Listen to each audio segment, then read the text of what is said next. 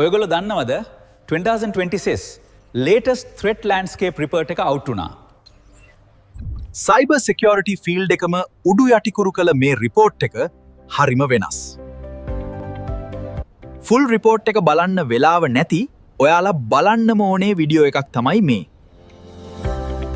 ඉතින් එහෙනම් channel එක subscribe කරලා දැම්ම යමු වීඩියෝ එකට. Don't miss this. අද අපි මේ සුවිශේෂී විග්‍රහයෙන් කතා කරන්න යන්නේ ඉතාමත් කාලීන මාතෘකාවක් ගැන.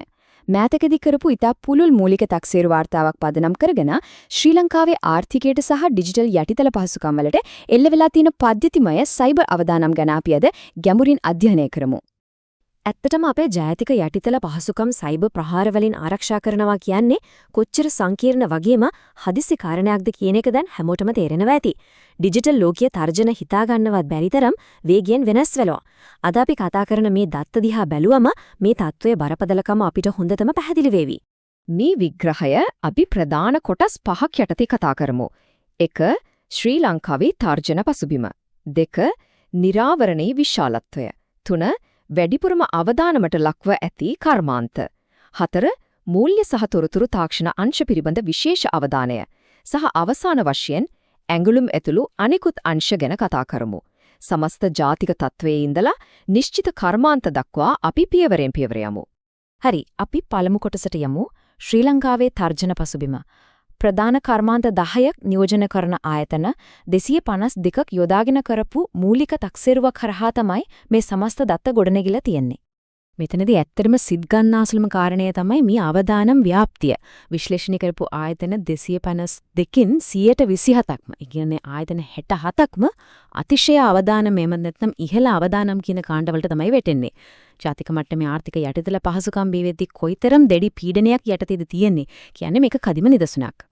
ඊළඟට අපි දෙවන කොටසට යමු. නිරාවරණය විශාලත්වය. මේ අවධානමේ සැබෑ විශාලත්වය දැක්කහම මේ ප්‍රශ්නය අපේ රට පුරා කොච්චර දුරට පැතිරිලාද කියලා මනාව පැහැදිලි වෙනවා. මේ දැවැන්ත අගය දිහා බලන්න. 1,54,410ට.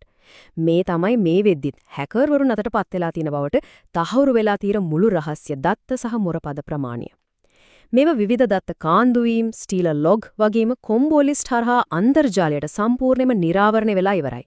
මෙතනදී මේ කොම්බෝලිස්ට් කියන්නේ මොකන්ද කියලා පැහැදිලි කරන එක වැදගත්.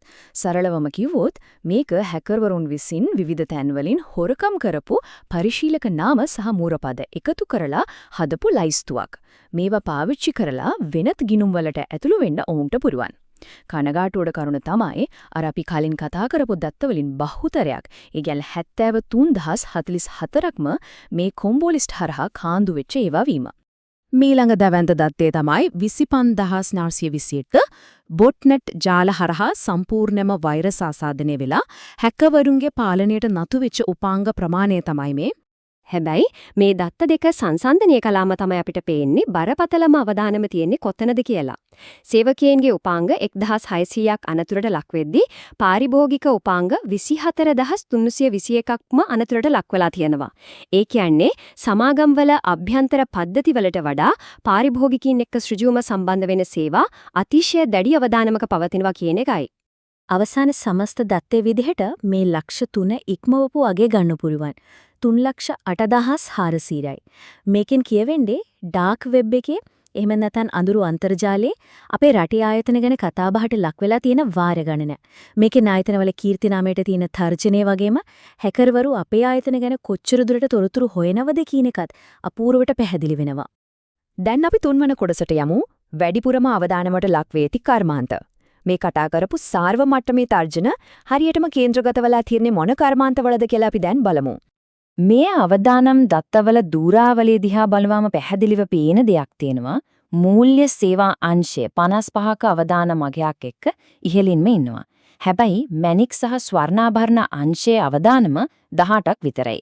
මේකෙන් අපිට පේනවා මුළු රටේම ආර්ථිකයේ පුරා සයිබර් ආරක්ෂාව සම්බන්ධ පරිණතභාවය ඒකාකාරී නෑ කියන කාරණය.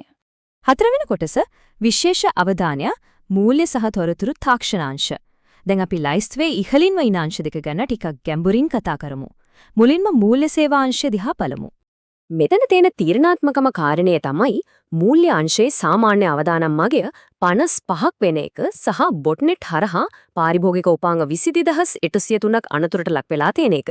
මේකෙන් අදහස් වෙන්නේ පාරිභෝගිකයන්ගේ ඔන්ලයින් බැංකු ගිණුම්වලට සහ මූල්‍ය වේදිකාවලට ශ්‍රීජු තර්ජනයක් එල්ල වෙලා කියන එකයි. මේ හරහා දැවන්ත මූල්‍ය වංචා සිද්ධ වෙන්න තියෙන ඉඩකඩ ඉතාමත් වැඩි. මේ දත්ත දිහා බැලුවම එකම කර්මාන්තය ඇතුලේ තියෙන පරතරය අපූර්වට පැහැදිලි වෙනවා. වැඩිපුරම නිරාවරණය වෙච්ච සමාගමේ අවදානම් අගය 89ක් වෙදී. හොඳින්ම ආරක්ෂා වෙච්ච සමාගමේ අගය 10ක් විතරයි. ඒ වගේම දත්ත කාන්දුවීම් ප්‍රමාණයත් 1502 ඉන්නම් 2 දක්වා ලොකු පරතරයක් පෙන්눔 කරනවා.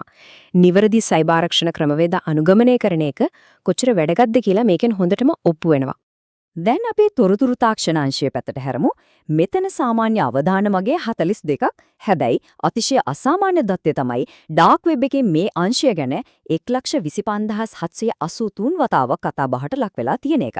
මේකෙන් පෙන්눔 කරන්නේ රාජ්‍ය අනුග්‍රහය ලබන හැකර්වරුන් සහ සැපයුම් ජාලය ඉලක්ක කරගන්නා කණ්ඩායම් ලංකාවේ තොරතුරු තාක්ෂණ පද්ධති දිහා ගොඩක් දැඩි අවධානයකින් ඉන්නවා කියන එකයි.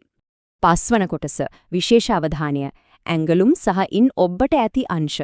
මේ විග්‍රහයේ අවසාන කොටසේදී අපි සාකච්ඡා කරමු අපේ බලාපොරොත්තු සම්පූර්ණයෙන්ම වෙනස් කරන සුවිශේෂී තර්ජන ලක්ෂණ පෙන්වන තවත් කර්මාන්ත කිහිපයක් ගැන. මේ දත්ත නම් ඇත්තටම පුදුම සහගතයි. උදාහරණයක් විදිහට මේ ඇංගලුම් සහ රෙදිපිලි අංශය බලන්න. ඔවුන් ගැන ඩාර්ක් වෙබ් කතාබහ සීමා වෙලා තියෙන වාර 3864කට විතරයි. හැබැයි මුරපද සහ රහස්‍ය දත්ත 66210ක්ම නිරාවරණය වෙලා තියෙනවා. මුළු රටෙන්ම වෙඩිම දත්ත කාන්දුවක් වාර්තා වෙන්නේ මේ අංශෙන් කිව්වොත් නිවැරදි.